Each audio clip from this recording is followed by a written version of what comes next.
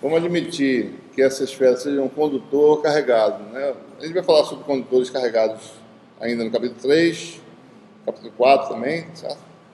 Mas a gente já sabe a priori que condutores têm propriedades especiais, né? Se carregar um condutor com carga, essa carga sempre vai para a superfície, nunca fica no interior, né? Simplesmente pelo fato do condutor conduzir, né? Então, no regime permanente, a carga fica estacionária, né? E o máximo que ela pode ir é até a superfície, né? Certo? O excesso de carga de um condutor. Não pode ficar no interior, senão você tem campo e carga se mexendo permanentemente, certo? Então, num condutor, a carga vai para a superfície. Suponha que você tem a caixa condutora e você carregou com a bateria, né? Você tem aí uma casquinha, certo?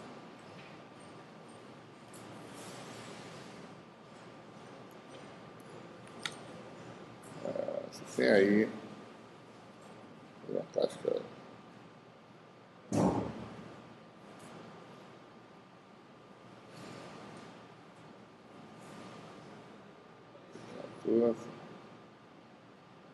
Mais ou menos aí, né?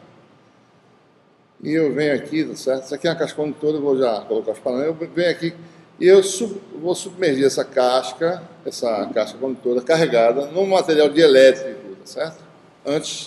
Então, aqui é vácuo. Eu pego uma camada dielétrica.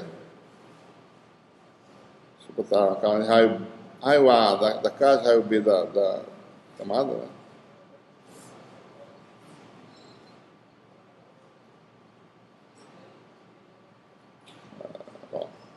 Mais ou menos aí, certo? Tá centrado, tá, né?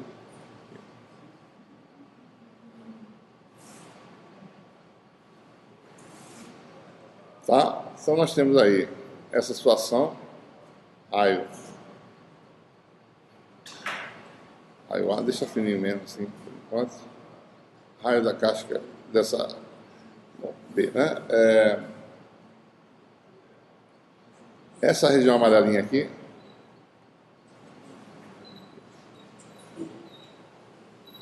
é um dielétrico de permissividade epsilon, certo?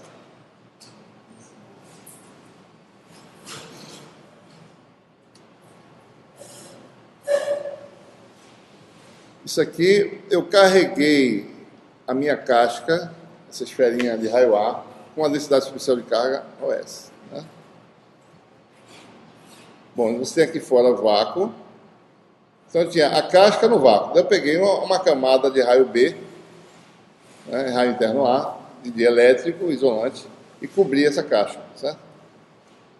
Então a pergunta, como é que vai ser o campo aqui dentro e aqui fora, certo? Vamos calcular de duas formas, né? Utilizando a lei de Gauss, né? E depois usando o conceito de carga de polarização, e a gente vai entender por que o campo fica mais fraco, né? Aqui dentro. Tá? Bom, por lei de Gauss,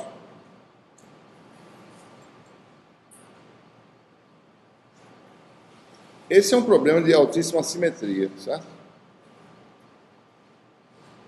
A equação que nós temos é fluxo elétrico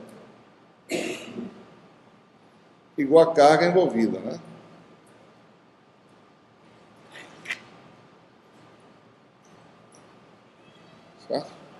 Nesse problema aqui, se você olhar, D tem aquelas propriedades de alta simetria, ou seja, a nossa região, nossa distribuição de carga e de dielétrico tem simetria de rotação, né, em dois planos, tá certo? Teto e φ, no caso. E não tem simetria de translação na direção radial, né? E se a gente fizer aquela análise, né, de distribuição de carga, a gente vai concluir que D só tem componente radial também. Tá? Então, esse é um problema que a gente sabe já, vamos pular a análise, né, que D é um vetor da forma D de R a R. Observe, né, essa densidade de carga aqui é densidade de cargas livres. Praticamente o D não vê o dielétrico aqui, não existe dielétrico nenhum para o D. Daí ele tanto faz, calcular, usar uma superfície gaussiana aqui dentro ou aqui fora, a carga envolvida é a mesma, não muda nada. Porque ele está falando de cargas livres, certo? Alguém tem dúvida a respeito desse conceito, pessoal? Porque essa é a parte mais importante de entender agora, certo? Se alguém tiver com dúvida, vamos esclarecer isso, essa questão de quem é que está aparecendo nessa equação, etc. Quem aparece aqui é um ROS. O ROS que eu estou falando é carga livre, carga em condutor. Né? Eu injetei essa carga por uma bateria, então só tem carga livre no problema. Certo? Né? Outra coisa, a gente aqui não lida mais com aquele conceito de carga ligada quando eu uso as equações de Maxwell, certo? Eu vou usar carga ligada mais tarde, daqui a pouco, só para a gente fazer alternativamente o problema e entender a conexão entre as duas coisas. Então, veja bem, se eu pegar uma superfície gaussiana aqui dentro ou aqui fora, a carga envolvida é a mesma, certo? Obviamente, aqui dentro, se eu pegar uma gaussiana aqui dentro, o fluxo dá zero. Como o D é radial, então isso aqui vai dar zero, o D aqui dentro. Então, aqui dentro não tem atividade elétrica ainda, de novo, aqui é vácuo, certo? Então, aqui você tem, você botar um zerinho aqui que não cabe muita coisa, né? Tudo é zero aqui dentro, não tem campo aqui dentro, certo? É equipotencial, como a gente resolveu anteriormente. E na prova também, né? Se eu não estou enganado, certo? Muito bem. Então, se eu pegar uma superfície gaussiana de raio R, né? Superfície gaussiana, né? De raio constante, certo? Chama de superfície esférica. Se eu aplicar essa equação, a carga envolvida vai ser a densidade superficial vezes a área. Né? Então você tem aí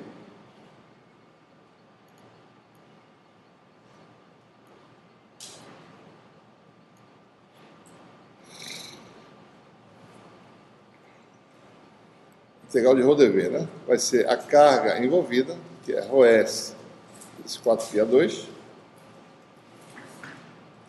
né? E integral o fluxo elétrico, qualquer que seja a superfície gaussiana de raio, ou entre A e B, ou R maior que B, vai dar o mesmo resultado, vai ser D radial 4πr2.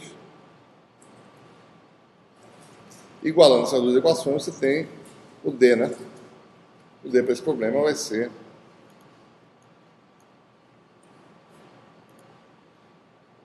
você obtém o D, que é a componente radial, e você tem o D como um todo, né? D igual a OS A2 sobre R2 AR, né?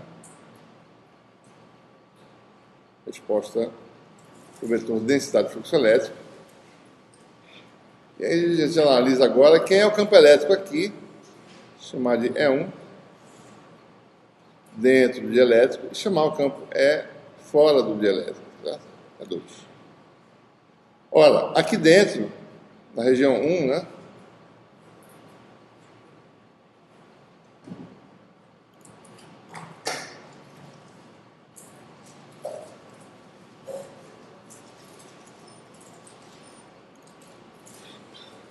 A região 1, A menor igual a R, menor igual a B, região 2 do lado de fora, R maior que B. Né? Então, o campo E1 é obtido dessa relação constitutiva no meio LHI. É um dielétrico, D igual a epsilon E1. Né? Certo? Deixa eu botar isso aqui, né? Isso aqui, bota isso aqui do lado. D igual a epsilon E1, né? Apaga isso aqui. E nessa região aqui, D igual a epsilon 0 é 2. O D é a mesma expressão, só tem uma expressão nos dois casos. Então, no meio 1, E1 vai ser ρS A2 sobre epsilon R2 AR, né? E no meio 2, só botar epsilon 0 no lugar. SA2, epsilon 0, R2, AR, né? Observe que se eu fizer R igual a A, isso aqui vai dar ρS sobre epsilon. Se eu fizer R igual a aqui, vai dar ρS sobre epsilon 0. Então existe um aumento do campo, de repente. Suponha que o ρS seja positivo, certo? O campo passou de elétrica e ele fica fora.